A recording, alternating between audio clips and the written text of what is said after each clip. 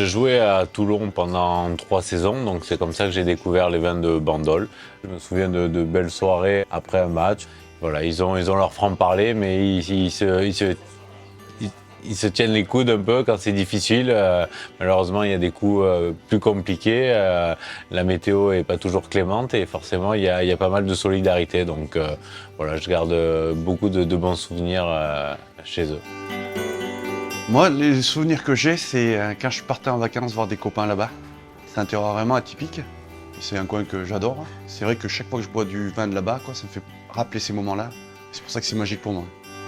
La première fois où j'ai mis les pieds à Bandol, c'était en 2010. Je venais souvent, à l'époque je n'étais pas motorisée, je venais souvent en bicyclette ou je prenais le train, je me baladais dans le secteur. C'était plutôt du tourisme et prendre un peu contact avec la région.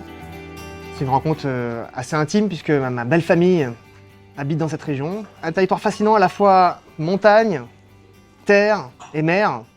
Et donc qui permet d'offrir vraiment une diversité de spectacles et de paysages.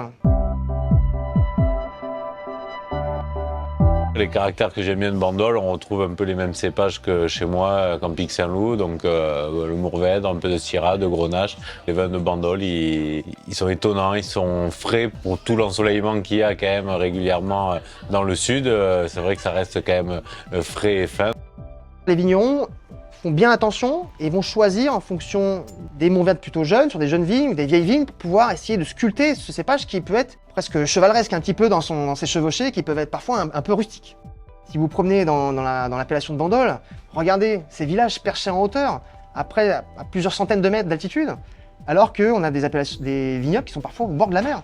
Et ça, le Mourvèdre a vraiment une capacité à réagir face au terroir. Ça le met dans la classe des grands cépages du monde entier, capable de transmettre un message du sol et du terroir. Le Mourvèdre, c'est un cépage de caractère.